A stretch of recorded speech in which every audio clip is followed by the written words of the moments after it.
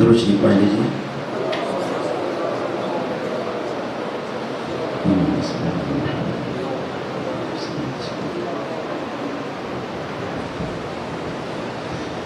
نحمده ونصلي على رسوله الكريم. أما بعد، أعوذ بالله من الشيطان الرجيم. بسم الله الرحمن الرحيم. إن هذا القرآن يهدي للتي هي أقوم. قال رسول الله صلى الله عليه وسلم: إن الله يرفع بهذا الكتاب أقواما ويضع به آخرين، أو كما قال عليه السلام. صدق الله وصدق رسوله النبي الكريم. اللهم صل على محمد النبي الأمي بعدد كل معلوم لك عدد الشفع والوتر. محبت سے بلند آواز سے تمام مسلمان بھائی درود پاک پڑھ لیں.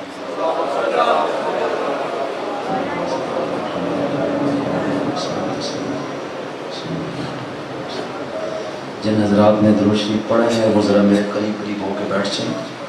جگہ خالی نہ ہو. جزاک اللہ. جو پیچھے بیٹھے ہیں وہ بھی آگے آ جائیں.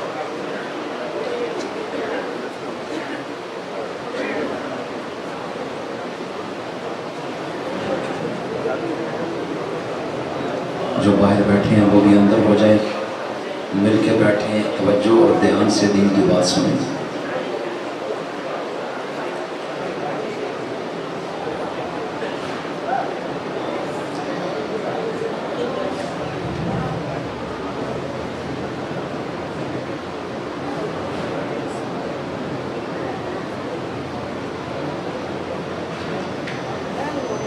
میرے مخدوم محترم حضرت مولانا محسن صاحب، مفتی عبدالرحمن صاحب، دیگر علماء کرام، برادران اسلام، عزیزان ملت، برادر مکرم، ہر دل عزیز، انتہائی مخلص اور شفیق بھائی محترم جناب نثار بٹ صاحب کے حکم پر اور مولانا محسن صاحب کی چاہت پر مسجد صدیق اکبر خالق داد ضلع اٹک میں آج مؤرخہ 23 مئی سن 2021 کو عظمت قرآن کریم کے عنوان کے تحت آپ کے سامنے حاضری ہو رہی ہے.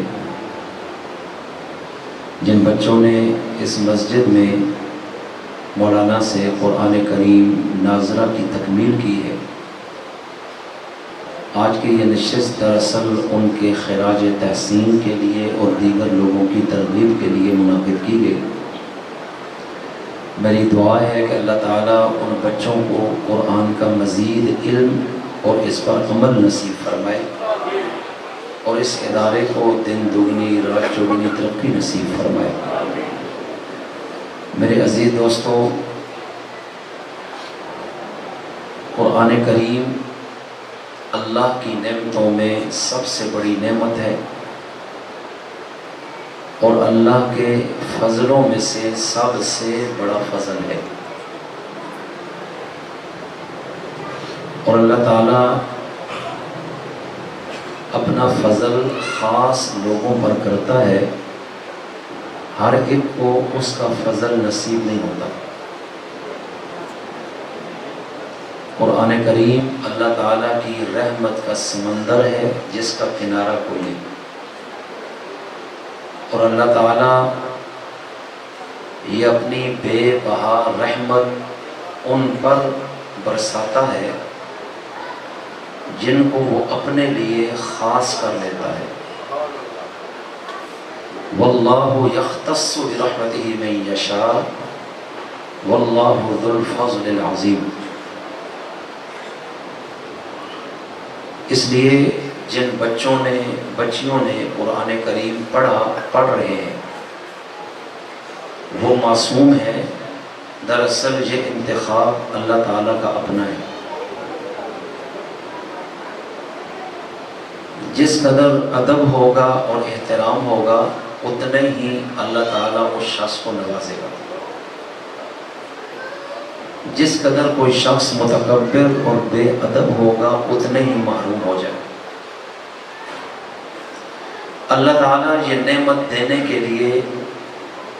کسی کا قد کاٹ، خاندانی حسب نسب نہیں دیتا. اللہ تعالیٰ کو اس سے کوئی غرض نہیں کہ کسی کی شکل کیسی ہے یا اس کا نام کتنا بڑا ہے، زمین کتنی زیادہ ہے، محل اور کوٹھی کتنے کنال پہ، گاڑی اس کی کتنی مہنگی ہے، اس کے ووٹر سپورٹر کتنے ہیں. یہ چیزیں وہاں اس انتخاب میں بے معنی ہیں. اللہ تعالیٰ جب اپنی عطا کرنے پہ آتا ہے تو بعض اوقات ایسے لوگوں کو چن لیتا ہے جن پہ زمانے کی نظر ہی نہیں جاتی، بلکہ زمانے کے ٹھکرائے ہوئے لوگ جو اندھے ہیں، جن کو دکھائی بھی نہیں دیتا، اور اللہ تعالیٰ اس آنکھوں کے اندھے کو اٹھا کر قرآن کریم کی پوری دولت اس کے سینے میں ڈال کر اس کے سینے کو قرآن کا خزینہ بنا دیتا ہے. بعض اوقات ماں باپ با ادب ہوں، قرآن اور قرآن والوں کا ادب اور حیا کرنے والے ہوں، اور ان کی اپنی عمر بیت گئی ہو تو اللہ ان کے اس ادب کی وجہ سے ان کی اولاد یا آنے والی نسل میں اس نعمت کو ڈال دیتا ہے. اس لیے اس چیز کو ذہن نشین کر لینا چاہیے. بعض لوگ 4 کتابیں پڑھ لیتے ہیں اور ان میں بڑا پن آ جاتا ہے. ہر وقت تنقید علماء پہ، مولویوں پہ، شیخ الحدیثوں پہ، ہو جی ان کو کیا پتہ ہے. یہ دراصل شیطانی کیفیت ہے. اس سے زیادہ معلومات شیطان کے پاس ہیں، لیکن اللہ چلاکی سے کسی کو درجہ نہیں دیتا. اس لیے میں یہ عرض کرنا چاہتا ہوں کہ یہ اللہ کی رحمت ہے، اور اللہ انہی کو دیتا ہے جن کے لیے وہ اپنی رحمت اور اپنا فضل خاص کر لیتا ہے. نبی کریم صلی اللہ علیہ وسلم پر اللہ تعالیٰ نے یہ حکمت کا خزانہ خود اتارا، اور جب آپ نے اپنی زبان سے اس کتاب کی آیات پڑھنا شروع کی، علم کے چشمے پھوٹے، لوگوں کی زندگیوں میں تبدیلیاں نظر آنے لگیں. قرآن کی آیات لوگوں کے قلوب و اذہان پر بجلیاں بن کر گریں اور جسم میں رونگٹے کھڑے ہو گئے. آنکھیں برسنے لگیں، وجودوں پہ کپکپی طاری ہو گئی، اور بڑے بڑے ظالم توبہ طائب ہونے لگے. اور یہ ایک ایسا نظر آنے والا انقلاب تھا جس کے لیے سارا زمانہ حیران ہوا. یہ بلا کی تاثیر ہے اس کتاب میں، اور کوئی بات جھوٹ نہیں ہے. لیکن جس شخص نے یہ دعویٰ کیا کہ یہ اللہ کا کلام ہے جو اس نے مجھے دی ہے، اس شخص پر اعتماد اور ٹرسٹ کرنے کے لیے مکہ کے چودھری اور بدماش ایگری نہیں.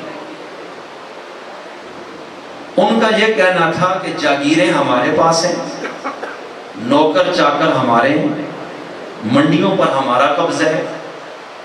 بڑے بڑے تجارتی قافلے ہمارے پیسوں سے چلتے ہیں، اور مکہ میں خانہ کعبہ اور مسجد حرام بھی ہمارے زیر انتظام. حاجیوں کو ستو گھول کر شربت پانی ہم پلاتے ہیں، خرچے ہم کرتے ہیں. یہاں کے قبائلوں کے سردار ہم ہیں، اور باہر کی دنیا کے سردار اور بادشاہ ہمیں جانتے ہیں. اور یہ شخص جو ایک غریب آدمی ہے، جس کی جائیداد کوئی نہیں، نوکر چاکر نہیں، جاگیر کوئی نہیں، سرمایہ کوئی نہیں، کوئی بڑا ڈیرا کوئی نہیں، یتیمی کی حالت میں بچپن لڑکپن کی منظروں سے گزر کر مکہ کی مالدار خاتون کا سامان اٹھا کر اس کے سر پر تجارت کر رہے ہیں، اور ایسے شخص کو اتنا بڑا خزانہ اللہ نے دیا، یہ بات ہماری سمجھ سے باہر ہے۔ پارہ 26 سورہ زخرف میں اللہ تعالیٰ نے ان کی اس بات کو بیان کیا۔ وہ کہتے تھے لولا نزل هذا القرآن على رجل من القريتين عظیم، یہ قرآن کریم جو اس شخص کے بقول اس پر اتارا گیا،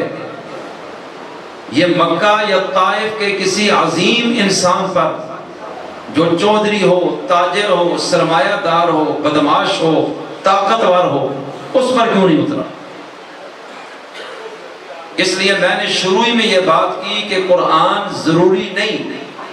بڑے بڑے چودھریوں اور لاڈوں کو اللہ دے، اللہ جب دینے پہ آیا تو مکہ کے یتیم کو حکمت کا خزانہ عطا فرما دیا، اور پھر وہ چودھری محروم ہی رہ گئے، اور حبشہ سے کالے رنگ کے بلال کو اٹھا کر قرآن اس کے سینے میں ڈال دیا۔ اس لیے میں عرض یہ کرنا چاہتا ہوں کہ جو جتنا دل کا برتن سیدھا کرے گا، جتنی اکڑ ختم کرے گا اور عاجزی اور ادب دکھائے گا، اتنے ہی اللہ کی برگاہ سے لے جائے گا۔ اللہ مجھے اور آپ کو ادب اور عاجزی نصیب فرمائے، بلند آواز سے کہو۔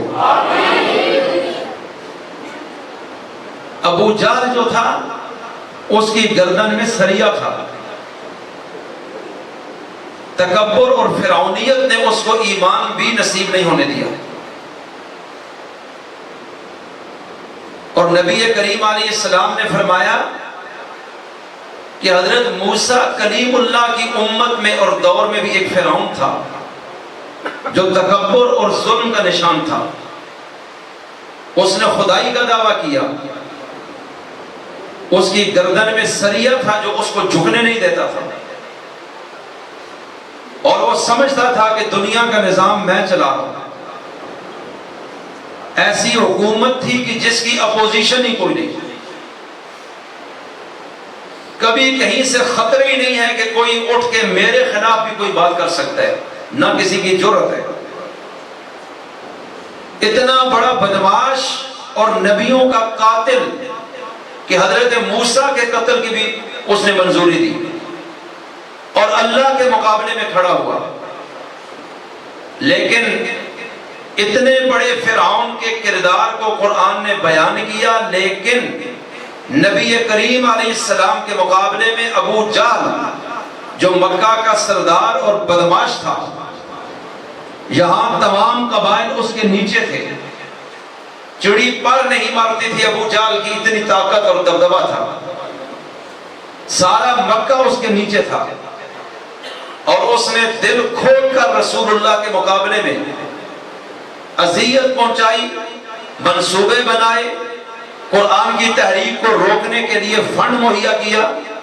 نوجوانوں کو حضور پر حملے کے لیے تیار کیا، رسول کائنات کے گھر کے باہر اس نے 100 بندوں کو تلواریں دے کر کھڑا کیا کہ ان کو قتل کرو۔ حضرت عمر بن خطاب جیسے شخص کو اس نے تیار کیا کہ مسلمانوں کے نبی کو قتل کرو۔ تو اب آپ اندازہ لگائیں کہ یہ کتنا بڑا فرعون اور بدماش تھا، اور جب مارا گیا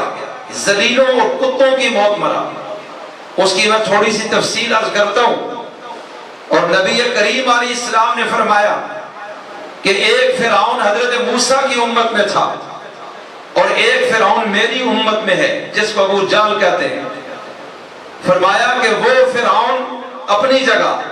لیکن میری امت کا فرعون ابو جہل اس فرعون سے بھی بڑا فرعون ہے کہ جس وقت میدان بدر میں قرآنی تحریک کو روکنے کے لیے نبی کریم علیہ السلام کے مقابلے میں صفیں ترتیب دے رہا تھا، 1000 کافر 313 مسلمانوں پر اور ان کے پیغمبر پر حملہ کرنے کے لیے آیا۔ 17 رمضان 2 ہجری مدینہ منورہ کے خطے میں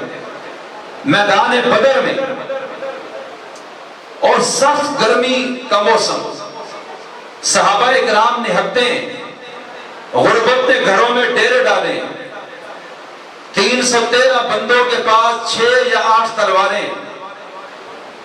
بعض کے ہاتھ میں ڈنڈے اور پتھر ہیں، اکثر کے ہاتھ میں ہے ہی کچھ نہیں، جسم پہ قمیضیں بھی اکثر کی نہیں ہیں، اور تلواریں بھی 6 یا 8 ہیں، اور سروں پر لوہے کی جو ٹوپی پہنی جاتی ہے خوت، تاکہ کوئی تلوار مارے تو سر بچے، وہ بھی کوئی نہیں۔ جنگی لباس زرہ جسے کہتے ہیں، وہ بھی اس دور میں پہنی جاتی تھی کہ کوئی مارے تو جسم بچے، وہ بھی مسلمانوں کے پاس کوئی نہیں۔ اور مدینہ سے بدر تک 80 میل کا سفر کیا، اور پیدل چل کر، اس لیے کہ سواریاں بھی ان کے پاس 70 اونٹ ہیں، 8 گھوڑے ہیں، 6 تلواریں، تو یہ سواریاں بھی کہ 4 بندے باری باری نمبر پہ سوار ہو کے سفر کر رہے ہیں، اور اللہ کا حکم آیا کہ کھڑے ہو جاؤ میرے رستے میں میرے دین کے غلبے کے لیے، میں نے تمہیں بے شک دنیا کے امتحان میں رکھا ہے، مکہ تمہیں اس قرآن کے لیے چھوڑنا پڑا، مدینہ میں تم نے قدم رکھا، ابھی 1.5 سال نہیں گزرا کہ مکہ کے وہ بدماش ابو جہل کی قیادت میں، جنہوں نے مکہ سے تمہاری جائیدادیں چھینی، مکان چھینے، تمہاری تجارت پہ قبضہ کیا، تمہاری تمام بنی بنائی دنیا کو قبضے میں لیا، اور دنیا کی انسانی حقوق کی تنظیموں کو یہ ظلم نظر نہیں آیا، اور تمہارا قصور کیا تھا؟ أَتَقْتُلُونَ رَجُلًا أَن يَقُولَ رَبِّيَ اللَّهُ، کہ صرف اتنا کہتے ہو کہ ہمارا رب صرف ایک اللہ ہے، تم جن کے آگے جھکتے ہو ان کو ہم خدا نہیں مانتے، ہمارا عقیدہ یہ ہے کہ ہر ایک کی قسمت کا تنہا مالک ایک ہے، بگڑی بنانے والا ایک ہے، اولاد دینے والا ایک ہے، نفع نقصان کا مالک وہ ہے، کائنات کا خالق وہ ہے، ہمیں اسی نے بنایا، اسی نے مارنا ہے، اسی کے آگے جھکتے ہیں اور اسی کی مانیں گے، ہم اس کی برابری میں کسی کو لانے والے نہیں، بس ہم ایک کی طاقت کے قائل ہیں، باقی کسی کو اس کی برابری میں نہیں سمجھتے، بس اس بات پہ جھگڑا تھا اور وہ مقابلے میں آ گئے۔ یہ سیاست کا اور ریاست کا کوئی مسئلہ نہیں تھا، صحابہ اکرام کے اس عقیدے پہ جو اللہ کے قرآن نے توحید کا بیان کیا، ان لوگوں نے ان کو قتل کرنے کے منصوبے بنائے کہ ایک اللہ کا نام کیوں لیتے ہو، ہماری جو یہ بزرگ ہستیاں ہیں ان کی پاور کوئی نہیں ہے، کیا یہ اولاد نہیں دے سکتے، کیا یہ عزت نہیں دے سکتے، کیا یہ نوکری نہیں دے سکتے، ان کی کوئی ویلیو نہیں۔ اور ہم یہ سمجھتے ہیں کہ جس طرح دنیا کے بادشاہ اپنی حکومت چلانے میں وزیروں مشیروں کے محتاج ہیں، اکیلا بادشاہ نہیں چلا سکتا، اس طرح یہ ساری کائنات کی حکومت اللہ ان کے بغیر نہیں چلا سکتا، یہ اللہ کے ساتھ شریک ہیں، بے شک وہ بڑا ہے لیکن ان کی پاور بھی بڑی ہے، اگر یہ چاہیں تو یہ سب کچھ کرا کے دے سکتے ہیں، اس لیے ہمیں جب ان کو راضی کرنا ہے اس کو، تو ہم ان کو بھی راضی کریں گے، یہ خفا ہو جائیں تو سب بیڑا غرق ہو جائے گا۔ اب بس یہ جھگڑا کھڑا ہو گیا، توجہ میری طرف کیجئے گا، میں عرض کیا کرنا چاہتا ہوں، ارے خالق داد کے مسلمان، قرآن نے یہ نور بخشا، قرآن نے توحید کی شمع دلوں میں روشن کی، قرآن نے ان کے دلوں کو منور کیا، قرآن نے ان کے دلوں کو پاک کیا، قرآن کے علم نے ان کے دلوں کو صاف کر دیا، قرآن نے شرک نکال دیا، کفر کو نکال دیا، ظلم کو نکال دیا، بدماشی کو نکال دیا، انانیت کو نکال دیا، ادب کو ان کے دلوں میں جگہ دے دی، عاجزی کو پیدا کیا، انسانیت کو پیدا کیا، ظلم ان کی زندگی سے نکل گیا، وہ عدل کی علامت بن گئے، ان کی زندگیوں میں تبدیلی پیدا ہو گئی۔ پہلے وہ جگہ جگہ ہر ایک سے ڈرتے تھے، اب ایک اللہ سے ڈرتے ہیں، غلط بات کسی کے نہیں مانتے۔ ابو جہل نے دیکھا کہ مسلمانوں کا نبی ایک اپنا دھڑا بنا رہا ہے اور ان لوگوں کے دل میں میرا روب کوئی نہیں ہے، ان لوگوں کے دل میں میری عظمت کوئی نہیں ہے، ہم تو چاہتے تھے کہ ہمارے آگے جھکیں، اور یہ جس طرح ان پہ محنت کر رہا ہے یہ تو مخلوق کی غلامی سے نکلتے جا رہے ہیں تو ہماری چودراہٹ کا کیا بنے گا؟ اس لیے اس نے پوری کوشش کی، مکہ سے سب کو چھین بھی لیا، پھر مکہ سے یہ نکلے تو مدینہ میں 1000 کے لشکر کو لایا کہ ہم ان سب کا کلہ کما کر دیں گے اور ان کے نبی کو بھی نہیں چھوڑیں گے۔ اب عین اس کیفیت میں یہ نہتے صحابہ ہیں، فقر و فاقے میں پسے ہوئے صحابہ ہیں، ہاتھوں سے خالی صحابہ ہیں، پیٹ پہ پتھر باندھ کر مجاہد اعظم بن کر میدان میں کھڑے ہیں۔ ابو جہل کا 1000 فوجی ہے، سب نے اپنے اوپر زروں کا لباس پہنا ہے، ان کے سروں پر لوہے کی ٹوپیاں بھی ہیں، ان کے ہاتھوں میں تلوار ہے، جسم کے ساتھ اضافی اسلحہ بھی ہے کہ تلوار ٹوٹ جائے تو ہاتھ خالی نہ ہو، اور 1000 شخص ہے، 1000 جانور ان کے پاس ہیں کہ سب گھوڑوں پر سوار ہو کے آئے ہیں، شراب ان کے پاس ہے، ناچنے گانے والی عورتیں ان کے ساتھ ہیں، خیمے انہوں نے لگائے ہیں، اونٹوں کی ایک قطار ہے کہ جتنے مہینے بھی جنگ لگی ہے آخر کھانا تو ہے، لہذا روزانہ اونٹ ذبح کر کے دیگیں پکا کر ہم کھائیں گے۔ اس طرح پوری قوت کے ساتھ کائنات کے ان مظلوموں کے مقابلے میں وہ سن 2 ہجری میں حملہ آور ہوئے، لیکن میرا نبی مکہ میں یہی کہتا رہا، ارے لوگو ساری دنیا تمہیں نفع دینا چاہے اور اللہ نقصان دینا چاہے تو تمہیں نفع کوئی نہیں دے سکے گا، ساری دنیا تمہیں نقصان دینا چاہے اللہ نفع دینا چاہے تو تمہیں نقصان کوئی نہیں دے سکے گا، اور اگر اللہ تم پہ مصیبت ڈال دے اس کے علاوہ ہٹا کوئی نہیں سکے گا، اور اگر اللہ تمہیں خیر دینا چاہے اس کو روک کوئی نہیں سکے گا۔ وَإِن يَمْسَسْكَ اللَّهُ بِضُرٍّ فَلَا كَاشِفَ لَهُ إِلَّا هُوَ وَإِن يُرِدْكَ بِخَيْرٍ فَلَا رَادَّ لِفَضْلِهِ يُصِيبُ بِهِ مَن يَشَاءُ وَهُوَ الْعَزِيزُ الْحَكِيمُ۔ صحابہ کے دلوں میں یہ بات عقیدہ بن گئی ہے، اس لیے ابو جہل آج کھڑا ہے کہ میں اس سوچ کو ختم کر کے رکھ دوں گا، تم کہتے ہو اللہ بچاتا ہے، میں 1000 فوجی لاتا ہوں، میں دیکھتا ہوں رب کیسے بچاتا ہے۔ اللہ نے کہا ٹھیک ہے، تو میری طاقت کو آزمانا چاہتا ہے تو آج یہ لڑائی تیری اور صحابہ کی نہیں، آج یہ لڑائی تمہاری اور اللہ کے فرشتوں کی ہوگی۔ توجہ رکھیے گا، میرے نبی ساری رات سر سجدے میں رکھ کے روتے رہے، اے رب کریم میں نے مکہ میں تیری توحید کا ڈنکا بجایا تھا، 13 سال کے عرصے میں دیکھ میرا تو کچھ بھی نہیں بچا، میں نے میرے ساتھیوں کو گھسیٹا گیا، مارا گیا، ان کو ظلم و ہان کیا گیا۔ توجہ میری طرف کیجئے گا، یا اللہ جو کچھ تھا تیرا نام لیا ہے، ان ظالموں نے چھین لیا ہے، انہوں نے تیری طاقت کو چیلنج کیا ہے کہ ہم جائیداد چھینتے ہیں، دیکھتا ہے کہ اللہ دیتا کیسے ہے، ہم عزت چھینتے ہیں، دیکھتے ہیں اکیلا اللہ کیسے دیتا ہے، ہم تم سے جائیداد اور پیسہ چھینتے ہیں، ہم تمہیں خالی ہاتھ جہاں سے نکالتے ہیں، دیکھتے ہیں تمہیں رب پیسہ کیسے دیتا ہے، ارے ہم تم پہ حملہ کریں گے، ایک صحابی کے خلاف 4 کافر گھیرا ڈال کر اس کو قتل کریں گے، دیکھتے ہیں تمہارا رب کیسے بچاتا ہے۔ آج دنیا کو نظر آ جائے گا کہ ایک طرف بتوں کو پوجنے والے ہیں، ایک طرف اللہ اللہ کرنے والے ہیں، اور تمہیں قرآن پڑھایا گیا ہے، تمہارے دلوں میں اس کی تعلیم چلی گئی ہے اور تم ہم سے ڈرتے نہیں ہو، تو پھر لوگ تم دیکھو ہم دنیا کو دکھائیں گے کہ جسے ابو جہل چاہے قتل کرنا وہ بچ نہیں سکتا ہے۔ آج ہم آ کر دنیا کو دکھائیں گے کہ مسلمانوں کا خدا کچھ نہیں کر سکتا ہے۔ ساری رات میرے پیغمبر سجدے میں سر رکھ کر روتے رہے، پوچھئے علماء اکرام سے، اور پیغمبر ساری رات اس وقت بدر کی سرزمین پر ننگی ریت پر اپنی پیشانی رکھ کر نبی رو رہا ہے، مشکل آ گئی ہے، اللہ کو پکار رہا ہے، ارے مشکل لمحہ آیا ہے، اللہ سے مانگ رہا ہے، یا رب میں ان کو پکڑ کر تیرے آگے جھکا بیٹھا، تیرے در پہ لایا ہوں، تیرا بنا دیا ہے، آج اگر یہ قتل ہو گئے، یہ شکست کھا گئے تو قیامت تک لوگ دیکھیں، لوگ کہیں گے کہ مسلمانوں کا خدا کچھ نہیں کر سکا، یا رب یہ قتل ہو گئے، قیامت تک تجھے سجدہ کرنے والا بھی کوئی نہیں ہوگا۔ یہ مسئلہ ہمارا نہیں ہے، مسئلہ تو تیری ذات کا ہے، مسئلہ تو تیری طاقت کا ہے، مسئلہ تو تیری عبادت کا ہے، مسئلہ تو تیری کبریائی کا ہے، مسئلہ تو تیرے اقتدار کا ہے، مسئلہ تو تیری حکومت کا ہے، مسئلہ تو تیری خالقیت کا ہے، مسئلہ تو تیری مالکیت کا ہے، ورنہ میں نے جب تک اعلان نبوت نہیں کیا تھا، یہی مکہ کے لوگ 40 سال تک میری تعریف کرتے تھے، جرگوں میں میرا فیصلہ مانتے تھے، مجھے سچا کہتے تھے، مجھے امانت دار کہتے تھے، مجھے کبھی کسی نے اف نہیں کیا ہے، لیکن جس دن میں نے تیرا نام لیا ہے تو دیکھ لے، اس دن سے مجھے پتھر لگے ہیں، اس دن سے کانٹے بچھائے جاتے ہیں، اس دن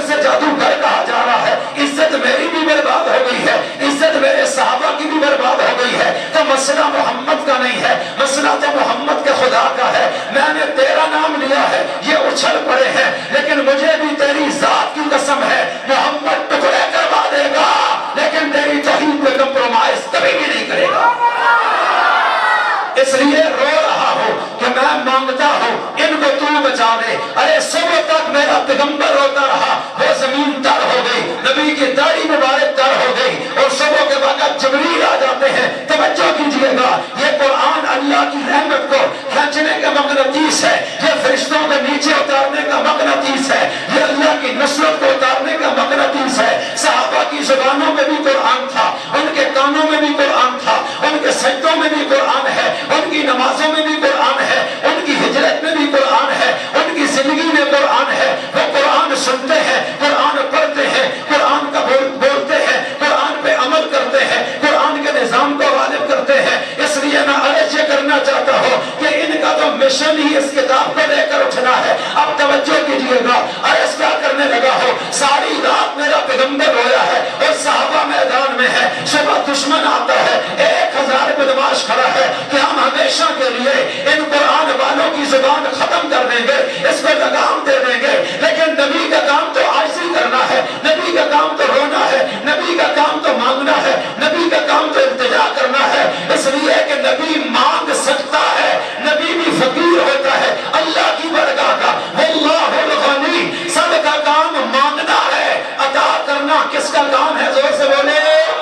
کہ میرا نبی رو رہا ہے، مانگ رہا ہے، اور 13 سال مکہ میں ان کو یہی سمجھایا ہے، مشکل آئے تو اس سے مانگو، بیماری آئے تو اس سے شفا مانگو، مصیبت آئے تو اس سے رابطہ کرو، عبادت کرنی ہے تو اس کے آگے جھکو، بکرا ذبح کرنا ہے تو اس کے نام پہ کرو، ہجرت کرنی ہے تو اس کے نام پہ کرو، ارے گردن کٹانی ہے تو اس کو خوش کرنے کے لیے، باقی ساری مخلوق تمہاری طرح ہے، یہ خوش ہو خفا ہو کوئی فرق نہیں پڑتا ہے۔ میں اس لیے آیا ہوں تمہیں سمجھانے کے لیے کہ وہ راضی ہو جائے، مسئلے حل ہو جاتے ہیں، وہ ناراض ہو جائے، مسئلے خراب ہو جاتے ہیں، اور تم نے پچھلی زندگی میں جب تو راضی کیا ہے، سکون نہیں ملا ہے، عزت نہیں ملی ہے، اقتدار نہیں ملا ہے، طاقت نہیں ملی ہے، اور جب اب اس کو راضی کرو گے جب بے شک ناراض ہو جائے تو پھر تم دیکھ لینا، عزت بھی ملے گی، حکومت بھی ملے گی، پیسہ بھی ملے گا، اقتدار بھی ملے گی، طاقت بھی ملے گی، دنیا میں نام بھی ہوگا، دشمن بھی زیر ہوگا۔ تم ذرا مجھ پہ اعتماد کر کے تو دیکھو، تو صحابہ نے سب کو نبی کے کہنے پہ لوٹا دیا ہے۔ ایک جان تھی، آج اللہ کی برگاہ میں گردنیں کٹانے کے لیے کھڑے ہو گئے ہیں کہ یہ گردن کٹ سکتی ہے لیکن عقیدے پہ کمپرومائز نہیں ہو سکتا ہے، تو نبی رو رو کے نڈھال ہو گئے۔ اور صبح سحری کے ٹائم فرشتوں کے سردار جبریل آتے ہیں اور آ کر کہتے ہیں رسول کائنات اپنا سر اٹھائیے، اللہ وعدہ کر رہا ہے کہ 313 صحابہ کی مدد کے لیے آج میدان بدر میں اللہ 1000 فرشتہ نازل فرمائے گا۔ مدد کرنے والا کون؟ آہستہ بولو، آواز ضائع ہو ویسی، یہ مت کل کے درے کم آوے۔ اللہ تعالیٰ قاری اکرام صاحب کی حفاظت فرمائے، اونچی آمین آمین۔ پیسے تو نہیں پہ لگنے، اونچا بولو۔ مدد کرنے والا کون ہے؟ دینے والا کون ہے؟ عزت کس کے ہاتھ میں ہے؟ بس یہی بات میرے نبی نے کی تھی، صفا پہ کھڑے ہو گئے، 14-15 سال اس کی قیمت چکائی، اور آج میدان بدر میں صفا پہاڑی والے نبی کے بول کو اللہ عملی طور پہ دنیا کو دکھانا چاہتا ہے کہ میں جب فتح دینے پہ آؤں تو یہ وردیاں، یہ خود، یہ زریں، یہ گھوڑے، یہ کثرت، یہ پیسہ، یہ لشکر، یہ زیرو ہو جاتے ہیں۔ میں جب چاہوں تو میں ابابیلوں سے ہاتھی مروا دیا کرتا ہوں۔ بلند آواز سے کہو، ارے ساری کائنات کا ایک ایک ذرہ کس کے حکم کے تابع ہے؟ زور سے بولو۔ اس لیے میں عرض یہ کرنا چاہتا ہوں یہ قرآن والے ہیں۔ وہ بات وہی ابو جہل کا ذکر کر رہا تھا کہ صفیں لگا رہا ہے، ادھر نبی صحابہ کی صفیں سیدھی کر رہے ہیں، ادھر رحمان والے ہیں، وہ شیطان والے ہیں، یہ یکجائی ہیں، وہ ہر جائی ہیں، یہ اللہ ہی کے ہیں، وہ غیروں کی بھی ہیں۔ اس لیے آج مقابلہ دو نظریوں کا ہے۔ پاکستان بھی بنا تھا دو قومی نظریے کی بنیاد پہ، تو یہ میرے نبی نے حد فاصل قائم کی تھی۔ آج میدان بدر میں دو نظریے جدا جدا نظر آ رہے ہیں، یہ نظریاتی جنگ ہے، یہ نظریے کی بنیاد پہ کھڑے ہو گئے۔ وہ اپنے نظریے کو بچا رہے ہیں، یہ اپنے نظریے کو بچا رہے ہیں۔ ایک اللہ کا گروپ ہے، ایک شیطان کا گروپ ہے، اور وہ کثرت میں ہے، پیسے میں ہے، اور ہر دور میں ابلیس کا گروپ ہمیشہ بڑا رہا ہے، اللہ والوں کا گروپ چھوٹا رہا ہے۔ لیکن جب اللہ مدد کرنے پہ آتا ہے تو پھر وہ عقلیں پلٹ دیتا ہے۔ توجہ کیجئے گا، عرض کیا کرنا چاہتا ہوں، ادھر نبی کریم ہے، غربت کے عالم میں ان فقیر صحابہ کی لائنیں درست کر رہے ہیں کہ لائن بالکل سیدھی کرو، صف آگے پیچھے نہ ہو، اور اس طرح صف بندی ہو رہی ہے۔ سامنے ابو جہل گھوڑے پہ ہے، ارد گرد دو چار باڈی گارڈ ہیں، اور پوری بدماشی کے ساتھ اپنے لشکریوں کی صفوں کو درست کر رہا ہے کہ حضرت عبد الرحمن بن عوف عشرہ مبشرہ میں سے ہے، صحابی رسول ہے، وہ بھی نبی کے صف میں کھڑے ہیں۔ وہ کہتے ہیں میں سوچ رہا تھا کہ میری دائیں طرف گھوڑے پہ ایک بچہ سوار ہے، 9 یا 11 سال کا ہے، دوسری طرف بھی ایک بچہ ہے، عمر 9 یا 11 سال ہے، اور میں سے سوچ رہا تھا اے کاش کے کوئی جوان ہوتے میری سائڈوں پہ، یہاں تو سائڈیں کمزور نظر آ رہی ہیں، جبکہ یہ بڑا کٹھن مرلہ ہے، تو لڑائی کیسے ہوگی؟ توجہ کیجئے گا، کہتے ہیں میں بھی یہ سوچ ہی رہا تھا کہ یکدم وہ دونوں بچے جو آپس میں بھائی ہیں، ایک صحابیہ کے بیٹے ہیں اور ابھی چھوٹے ہیں، بچپن ہے، 9 اور 11 سال کی عمر ہے، ان میں سے ایک نے کہا حضرت عبد الرحمن بن عوف کو چچا جان ذرا بات سنیے گا۔ انہوں نے کہا جی بیٹا۔ کہنے لگے ابو جہل کون ہے؟ ہم نے سنا ہے ہمارے نبی کی گستاخیاں کرتا ہے، اور آج ہم اس کو جہنم واصل کرنے کے لیے آئے ہیں، ہم صرف اس کے لیے پہنچے ہیں۔ اب وہ کہتے ہیں میں نے کہا وہ تو سردار ہے، تم کیا کر سکو گے، تم تو بچے ہو۔ کہنے لگے بس آپ بتا دیجئے۔ بس ابھی یہ بات ہو رہی تھی کہ یکدم دوسری طرف سے دوسرے بچے نے کہا چچا جان بات سنیے، ابو جہل کون ہے ہمیں دکھائیں، ہمیں پتہ نہیں ہے۔ کہتے ہیں میں نے کہا بجا۔ کہنے لگے ہم نے سنا ہے ہمارے نبی کا گستاخ ہے، تو ہم اس کو ختم کرنا چاہتے ہیں۔ یہ اس دور کے مسلمان بچوں کا جذبہ ہے، 9 اور 11 سال ہے، اور ان کی ماں نے ان کو حلال کا دودھ پلایا تھا، نبی کی محبت کا جام پلایا ہے، اور ماں نے تیار کر کے بھیجا ہے، اور مسلمان جو فدائی بنے اللہ کی محبت میں۔ عبد الرحمان کہتے ہیں میں یہ سوچ رہا تھا، ادھر سے دونوں بول رہے ہیں،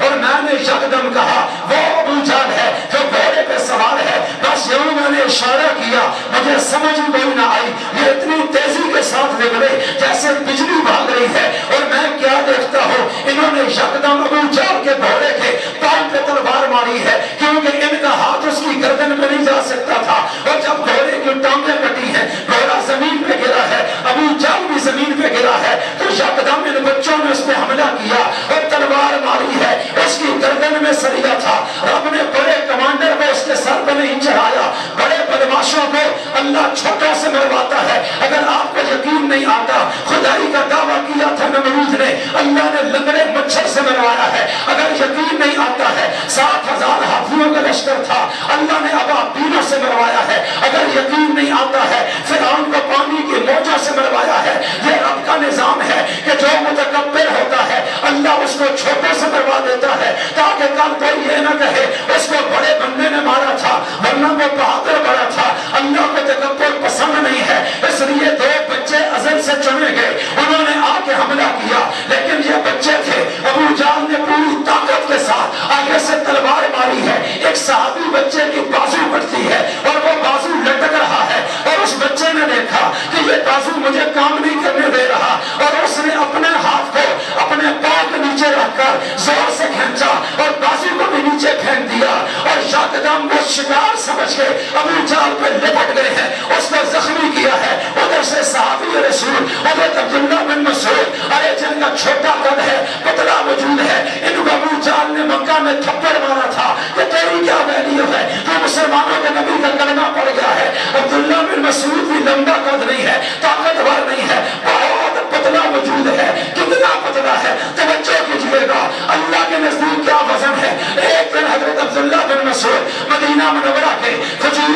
قبرستان میں کھجوروں کے ایک نخلستان میں ہے، ایک باغ میں ہے، صحابہ بھی بیٹھے ہیں، آپس میں دوست تھے، گپ شپ ہو رہی تھی۔ عبداللہ بن مسعود یکدم اٹھے اور سیدھے درخت پہ چڑھ گئے۔ ان کی پتلی پتلی پنڈلیاں تھی اور انہوں نے یوں سلوار اوپر کی ہے تاکہ کانٹوں میں الجھ نہ جائے، اور جب اوپر چڑھے ہیں انہوں نے وہاں سے کھجور کا گچھا اتارنا تھا، اور جب پنڈلیوں سے کپڑا پیچھے کیا تو جو نیچے صحابہ بیٹھے تھے انہوں نے پنڈلیاں دیکھی ہیں کہ یہ تو بہت پتلی ٹانگیں ہیں، چھوٹی چھوٹی پنڈلیاں ہیں، تو وہ ہنس پڑے۔ حضرت ابن مسعود نے دیکھا، ان کو بات محسوس ہو گئی کہ یہ ہنسے کیوں ہے۔ اب وہ دربار رسالت میں آئے، آ کر عرض کرنے لگے کہ میں درخت پہ چڑھا، میرا وجود چھوٹا ہے، پتلا ہے، ٹانگیں پتلی ہیں، پنڈلیاں بہت پتلی ہیں، میں اتنا زیادہ قلیل جوان نہیں ہوں، میرا قد بھی چھوٹا ہے۔ توجہ کیجئے گا، حضرت عمر فرماتے ہیں ارے ہم مجلس میں بیٹھے ہوتے اور ابن مسعود کھڑے ہوتے تو ہمارا قد ابن مسعود سے بڑا ہوتا۔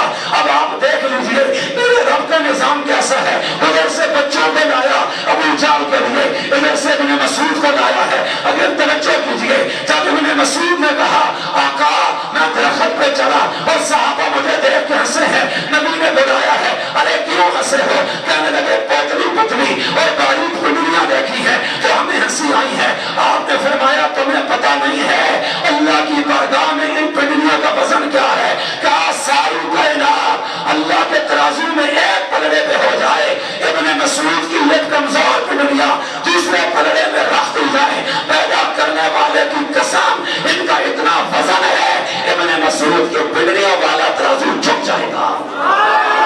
آج ابن مسعود آئے ہیں دوڑ کر ابو جہل کے سینے پہ چڑھ گئے ہیں کہ یہ بچے مار رہے ہیں، لیکن ان سے پوری طرح وہ بدماش قابو نہیں آ رہا، انہوں نے زمین پہ گرا دیا ہے، زخمی کر دیا ہے۔ ابن مسعود سینے پہ چڑھتے ہیں اور خنجر ہاتھ میں ہے، کہنے لگے بول یہ اسلام کی طاقت ہے، کل تو نے مارا تھا، یہ مکافات عمل ہے، آج رب نے تیرے سینے پہ چڑھا دیا ہے۔ کہاں گئی تیری بدماشی، تیری چودراہ، تیرا اقتدار، تیری گردن کا سریا؟ آج کچھ کر سکتا ہے تو بتا۔ اور وہ ابن مسعود کو ہٹا بھی نہیں سکتا ہے، اس لیے کہ اتنا زخمی ہو چکا ہے، اس کے جسم میں حرکت ختم ہو گئی ہے۔ حضرت ابن مسعود نے اب یوں خنجر رکھا، ارے خنجر لیا اور اس کی گردن کو کاٹنا چاہا کہ تو اللہ کا دشمن ہے، نبی پہ ظلم کیا، حضرت بلال پہ ظلم کروایا، صحابہ کو تو نے مروایا، نبی کو قتل کرنے کے منصوبے بنائے، مکہ میں ہماری جائیدادیں چھینی، رسول اللہ کو اذیت دی ہے،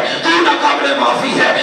1000 فوجی لے کر آج تو ہمیں ختم کرنے کے لیے آیا ہے، لیکن دیکھ رب کا فیصلہ، کہاں گئے تیرے بت؟ آج میرا رب طاقتور ہے کہ مجھ جیسے کو تیرے سینے پہ بٹھا دیا ہے، تیری فوج میدان سے بھاگ رہی ہے، اللہ نے ہمیں فتح دی ہے اور ہم آج فاتح بن چکے ہیں، 313 جیت رہا ہے، 1000 شکست کھا رہا ہے اور آج طاقت مار کھا گئی ہے اور اللہ کی محبت جیت گئی ہے۔ ابن مسعود جب کاٹنے لگے وہ فوراً کہنے لگا میری ایک دو گزارشیں ہیں، تو مجھے ذبح تو کر دے گا لیکن تیری مہربانی ہوگی اگر میری ایک بات کو مان لے۔ کہنے لگے کیا؟ کہنے لگا ایک تو افسوس یہ ہے کہ مجھے 2 بچوں نے مارا ہے اور بعد کی دنیا تاریخ یہ لکھے گی کہ مکہ کے سردار کو 2 بچوں نے مار دیا تھا، یہ میری بہت بڑی بےزتی ہے۔ کاش وہ قلیل جوان حملہ کرتا اور میں بھی مقابلہ کرتا تو پھر یہ میرے لیے عزت ہوتی۔ یہ تکبر تھا اس کا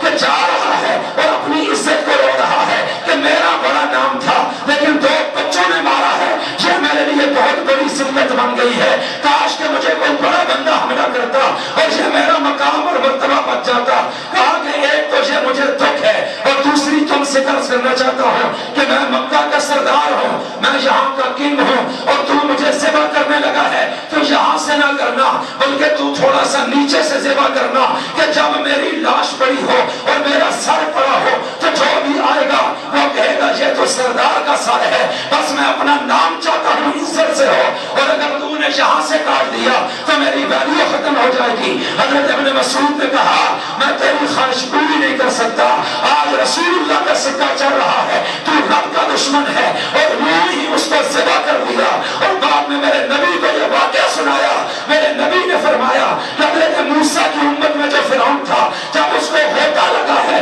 اس نے کہا میں موسیٰ کے رب پر ایمان لایا، میں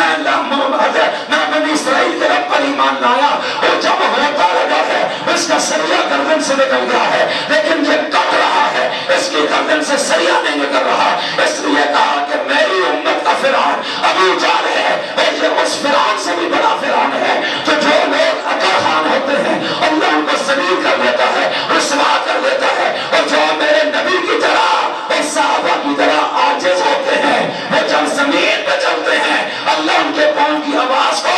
بلال حبشی کی طرح جنت الفردوس میں سنوا دیتا ہے۔ عزت دینے والا کون ہے؟ قرآن اتارنے والا کون ہے؟ اور قرآن جن سینوں میں ڈالا جا رہا ہے ان سینوں کو ازل سے چننے والا کون ہے؟ اس لیے یاد رکھیے قرآن پڑھنے پڑھانے والوں کو کبھی بھی حقیر نہ سمجھیں، یہ یاد رکھنا، بڑے پتے کی بات آپ کو بتا رہا ہوں۔ اور ہم نے پڑھے ایسے واقعات تاریخ میں کہ جن لوگوں نے ان کی بے ادبی کی اور ایسے وقت آئے کہ مرتے وقت ان کو کلمہ نصیب نہیں ہوا، ان کی بیٹوں اور اولادوں نے ان کا جنازہ نہیں پڑھا، اللہ نے عبرت کا نشان بنایا۔ اور ایک حدیث میں نے پڑھا ہے کہ اللہ کہتا ہے میں جس کے سینے میں قرآن ڈال دیتا ہوں اس کو میں اپنا دوست بنا لیتا ہوں۔ زور سے کہو سبحان اللہ۔ اس حدیث کا اگلا حصہ سنو، وہ بڑا قابل غور ہے۔ فرمایا میں جس کے سینے میں قرآن ڈالتا ہوں حافظ بنا دیتا ہوں، میں اس کو دوست بنا لیتا ہوں، پھر جو اس سے دوستی کرے میں رب اسے بھی دوست بنا لیتا ہوں، اور جو اس سے دشمنی رکھے پھر میں رب اس سے دشمنی کرتا ہوں۔ یہ عزت ہے ساری قرآن کی، یاد رکھیے گا میری بات۔ امام غزالی رحمۃ اللہ علیہ نے احیاء العلوم میں حدیث نقل کی ہے کہ نبی کریم علیہ السلام نے فرمایا یہ قرآن اللہ کا دسترخوان ہے، اس سے جتنا اٹھا سکتے اٹھاؤ، فائدہ پالو گے، فائدے میں رہ جاؤ گے۔ آج لوگ دنیا والوں کے دسترخوانوں کے بھوکے ہیں، بھاگتے ہیں یار کچھ مل جائے۔ حضور نے فرمایا یہ قرآن اللہ کا دسترخوان ہے، اس لیے اس دسترخوان پہ آؤ اور یہاں سے حاصل کرو۔ جو اس دسترخوان پہ دنیا میں آئے گا اللہ جنت میں خود اس کی مہمانی اور اکرام کرے گا۔ تو قرآن پاک پڑھیں گے، زور سے بولو، اپنے بچوں کو پڑھائیں گے، اپنے گھروں میں قرآن پاک کو کی تعلیم کو بچوں بچیوں میں عام کریں، قرآن پاک کے ترجمے سے واقف کرائیں، ان علماء کی خدمات لیں۔ یہ مدارس یہی کام کر رہے ہیں، مدرسوں کا اور کوئی کام نہیں ہے۔ یونیورسٹیاں، کالج اور دیگر ادارے ڈاکٹر بناتے ہیں، انجینئر بناتے ہیں، سیاستدان بناتے ہیں، وزیر اور مشیر تیار کرتے ہیں، وہاں وہ مختلف عہدوں کے لوگ تیار کرتے ہیں، لیکن یہ مدرسہ ڈاکٹر انجینئر نہیں بناتا، یہ مدرسہ معاشرے کو انسان بنا کر دیتا ہے کہ لوگ تو بہت شکلوں میں ہیں لیکن اندر حیوانیت ہے، اندر ظلم ہے، اندر تکبر ہے، بدمعاشی ہے، اور اندر اللہ کی دشمنی ہے، دنیا کی محبت ہے، اور وہاں ڈاکٹر بھی بن رہا ہے لیکن رحم کوئی نہیں ہے۔ ارے وہ پٹواری تحصیلدار بن رہا ہے، اس کے قلم میں عدل ممکن ہے نہ ہو، تو جب انسانیت نہیں ہے تو اس عہدے اور ڈگری کا کیا فائدہ ہے؟ اور اگر انسانیت آ گئی پھر تم گورنر بھی بنو گے تو باکمال بنو گے، بادشاہ بھی بنو گے تمہارے جیسا کوئی نہیں ہوگا، قاضی بنو گے تمہاری مثال کوئی نہیں ہوگی، حاجی بنو گے حج میں بھی اخلاص ہوگا، سخی بنو گے اندر نیت میں اخلاص ہوگا، شیطان تمہیں ورغلا نہیں سکے گا، اور یہ چیز تمہیں مدرسہ دے گا، خانقاہ دے گی، یہ علماء دیں گے، یہ حفاظ اور قراء دیں گے، یہ اللہ والے دیں گے۔ اگر انسان بن جاؤ پھر جو مرضی بنو تم کامیاب ہو جاؤ گے، لیکن اگر سب کچھ بن گئے لیکن انسان نہ بنے تو جس عہدے پہ بھی جاؤ گے لوگوں کے لیے بھی عذاب بنو گے، اپنے لیے بھی عذاب بنو گے، اپنی دنیا بھی خراب کرو گے، لوگوں کی دنیا بھی خراب کرو گے، اپنی آخرت بھی خراب کرو گے۔ اس لیے میں عرض کرنا چاہتا ہوں اللہ نے قرآن اتارا ہے، نبی کو بھیجا ہے، اس وقت دنیا میں ہر طرح کی شکلوں کے لوگ نظر آتے تھے لیکن انسان دیکھنے کو بھی نظر نہیں آتا تھا، تو اللہ نے نبی کو بھیجا ہے کہ دنیا کی یونیورسٹیوں کے اندر، دنیا کی یونیورسٹیوں میں، ارے دنیا والے تیار ہوتے ہیں، محمد عربی کی یونیورسٹی میں اللہ والے تیار ہوں گے۔ اب دیکھو پھر جب نبی دنیا سے گئے، حضور کے بعد مسلمانوں کے پہلے خلیفہ اور نبی کے جانشین جو تھے ان کا نام کیا تھا؟ زور سے بولو، کون سے صحابی ہیں؟ حضرت ابو بکر صدیق۔ زور سے بولو، کون سے؟ یہ بنیادی چیزیں ہیں جو ہمیں یاد رکھنی چاہیے۔ 2.25 سال حکومت کی ہے، آج تک تاریخ میں ایسا حکمران اس کے بعد کوئی نہ دکھا سکا۔ حضرت عمر اس کے بعد 10.5 سال حکومت کرتے ہیں، آج تک اس کے بعد حضرت عمر کے عدل کی مثال تاریخ نہیں دکھا سکی ہے، بلکہ دنیا میں عدل انہی کی مثال بن گیا ہے، نام ہی ان کا بن گیا ہے۔ اور آج بھی برطانیہ میں اور یورپ میں عمر لا کے نام سے وہ لا پہچانا جاتا ہے جو حضرت عمر نے بنائے تھے۔ تو میں عرض یہ کرنا چاہتا ہوں، صحابہ کو دیکھو جو نبی کے ہاتھ تیار ہوئے، انہوں نے کسی یونیورسٹی میں کالج میں کبھی نہیں پڑھا، انہوں نے مدرسوں میں پڑھا، انہوں نے قرآن پڑھا، انہوں نے تفسیر پڑھی، انہوں نے حدیث سمجھی، نبی کی بارگاہ میں تیار ہوئے ہیں۔ پھر جب نبی دنیا سے گئے ہیں، وہ جج بنے ہیں، وہ گورنر بنے ہیں، وہ قاضی بنے ہیں، وہ بادشاہ بنے ہیں، وہ مجاہد بنے ہیں، وہ غازی بنے ہیں، وہ کمانڈر ان چیف بنے ہیں، وہ تاجر بنے ہیں، وہ سیاستدان بنے ہیں، وہ دنیا کے عہدوں پہ بھی گئے ہیں، لیکن خدا کی قسم کسی ایک دامن پہ کرپشن کا داغ نہیں دکھا سکو گے، کہیں اقربا پروری نہیں دکھا سکو گے، رعایت پر ظلم نہیں دکھا سکو گے، اللہ کے سامنے اکڑ کہ اللہ کے آگے جھکنا چھوڑ دے ایسے نہیں دکھا سکو گے۔ اور جب وہ حکومت کر کے بھی گئے ہیں تو جنت کے وارث بن رہے ہیں، اور دنیا کہہ رہی تھی حاکم بھی کمال کا ہے، جاتے ہوئے بھی کمال کا ہے، اور ایسا شخص دیکھا نہیں گیا ہے۔ اس لیے قرآن آنے کا مقصد انسان بنانا ہے، قرآن آنے کا مقصد اللہ والا بنانا ہے، قرآن کے نازل کرنے کا مقصد عدل و انصاف ہمارے دلوں میں پیدا کرنا ہے، قرآن کو نازل کرنے کا مقصد ہماری آنکھ میں حیا کو پیدا کرنا ہے، قرآن کو نازل کرنے کا مقصد ہماری زبان کے سچ کو پیدا کرنا ہے، قرآن کو نازل کرنے کا مقصد ہمیں صراط مستقیم دکھانا ہے، قرآن کو نازل کرنے کا مقصد ہمیں جنت میں داخل کروانا ہے، قرآن کو نازل کرنے کا مقصد ماں باپ کا ادب سکھانا ہے، چھوٹوں پر شفقت سکھانا ہے، بیواؤں کی دستگیری سکھانا ہے، قرآن نازل کرنے کا مقصد اللہ کی مخلوق پہ رحم کرنا سکھانا ہے،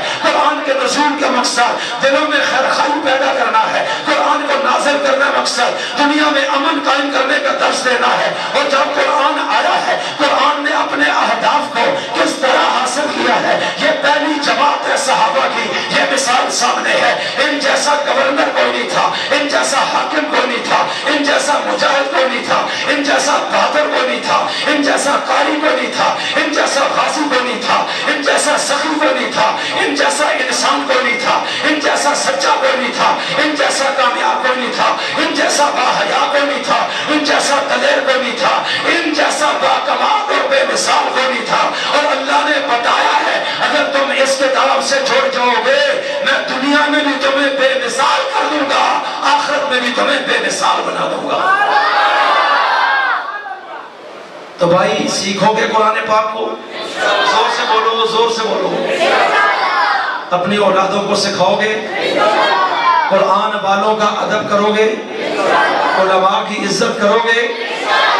نہیں کرو گے تو اپنا نقصان کرو گے، کرو گے تو سب کچھ پا جاؤ گے، اللہ کی نظر عنایت میں آ جاؤ گے، اور آنے والی نسلوں میں سمجھ جاؤ کہ قرآن تمہاری نسلوں میں بھی منتقل کر دیا جائے گا۔ جن بچوں نے پڑھا ہے، حضرت نے پڑھایا ہے، جن والدین نے یہ محنت کی ہے، اللہ تعالیٰ قبول کرتے ہوئے اس قرآن کو ان کے لیے اور ان کے وسیلے سے ہم سب کے لیے جنت میں داخلے کا ذریعہ بنائے۔ آخری بات عرض کر کے 2 منٹ میں بات ختم کرتا ہوں۔ اللہ نے فرمایا ان ھذا القرآن یہدی للتی اقوم، اے لوگو یہ قرآن وہ کتاب ہے جو بالکل سیدھے راستے کی طرف رہنمائی کرتا ہے۔ جب تم اس میں عمل کرو گے تم گمراہ کبھی نہیں ہوگے، تمہیں کبھی پچھتاوا نہیں ہوگا، تمہیں کبھی پشیمانی نہیں ہوگی، نتیجے کے لحاظ سے کبھی ذلیل نہیں ہوگے۔ یہ قرآن وہ چیزیں تمہیں بتائے گا، لہٰذا اس کے مطابق اپنی زندگی کو لے کر چلو۔ اللہ کہہ رہے ہیں میں تمہیں گارنٹی دے رہا ہوں کہ قرآن درست طریقے اور درست راستے پہ تمہیں چلائے گا۔